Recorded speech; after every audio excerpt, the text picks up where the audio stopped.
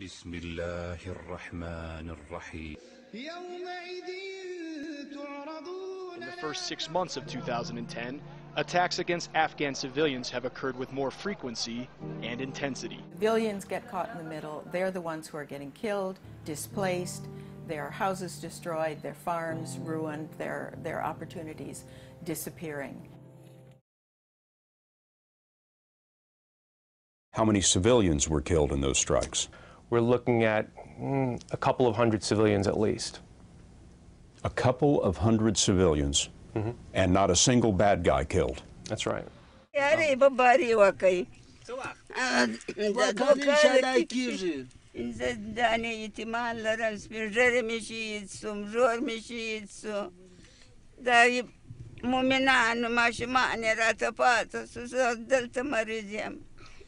What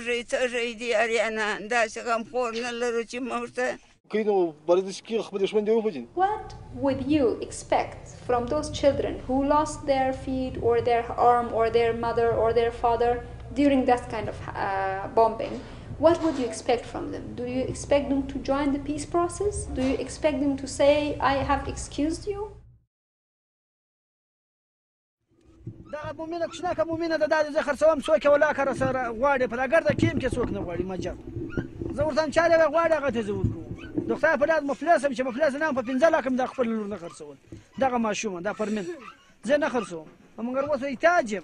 War has affected us in a way that made our lives horrible, and we lost our parents. We became orphans. The day that it snowed, we didn't have any food to eat at home. We had to break a ladder to burn on the fire, just to make some tea for us. If we have wood, then we can burn it. If not, we just sit and try to stay warm. If I work and make money, then I can buy wood. I buy tea, I buy flour. I have to buy everything for the family. Do you go to school? I was in school, but I stopped going to school because I had to work as a spaniel. Most Afghan women, life has stayed the same, and for a very great number, life has gotten much worse. And also suffer in war zones because when their husbands are killed, they can't work in any traditional jobs. Often they have to turn to prostitution. They are expected to fend for themselves, but in Afghanistan, if you're a single woman, if you're a widowed single woman, if you have children to take care of, if you don't have literacy, if you don't know how to read or write, if you don't have any marketable skills, you have no way of making money. What has happened is the military occupation in Afghanistan has made things, has made the country more fundamentalist by legitimizing the Taliban opposition, and has made women suffer more. Domestic violence has increased. Rape, pillage, plunder, the abduction of young girls, the threatening of school teachers, these recent incidents in terms of acid.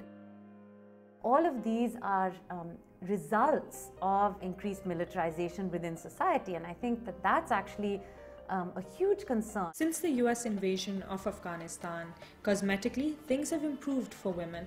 Yes, there are women in parliament now. Yes, there are driving schools and beauty schools for women. But really, if you look beneath the surface, has life improved for women in Afghanistan? Absolutely not. 90% of women and more than 60% of men are illiterate. I know I'll have a future, and one day I'll move to city. I like coming to school. And how has the war affected the young people of Afghanistan's safety and security?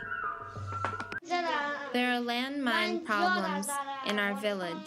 I saw 2 villagers who lost their legs in a landmine explosion. Landmines are explosive weapons left in the ground after wars and conflicts. These hidden killers can be anywhere, in fields, schoolyards, and along roadsides. It takes just 8 pounds of pressure to detonate a landmine.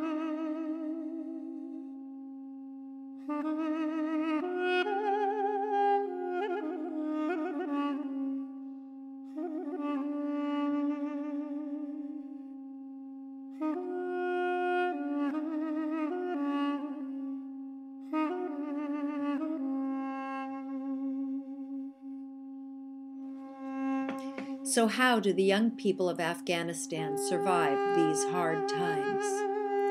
Namatullah is one of many teenagers who have joined the Afghan National Police Force.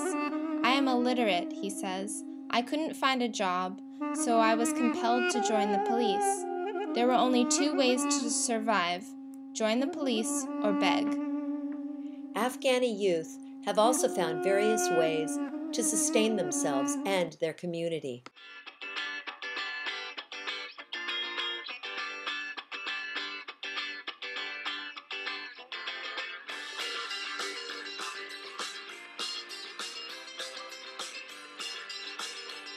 Using the most universal of all languages, music, to tell the world that they are tired of war. A rock band from Kabul are taking to the stage to voice the dream of a generation who want a return to a normal life.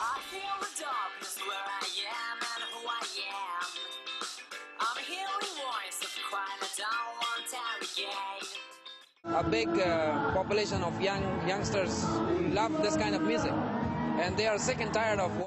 And these youth are also sick and tired of war, so they spend their time skating. حالا در مجموع زندگی کردن در کابل بسیار مشکل است. دیگه بسیار خوش است اینکه این شما بوده که ما را در این قرار راهنمایی کرده که ما تا چی رسیدیم.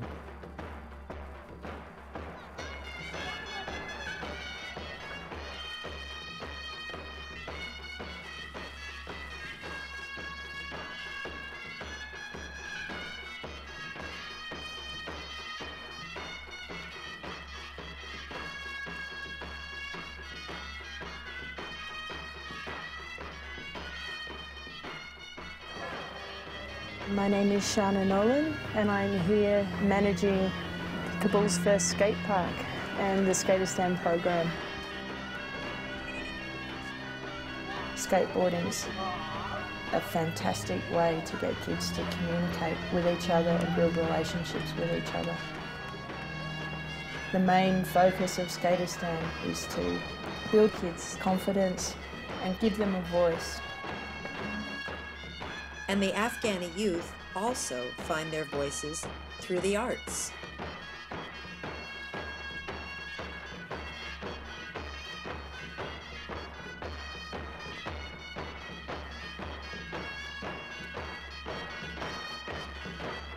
Now that you've seen my film and have a better understanding on the effect the war has had on the Afghani youth, here are some ways you can get involved. Educate your peers. Donate or volunteer with an organization, or create your own project. By working together, we can make this world a better place.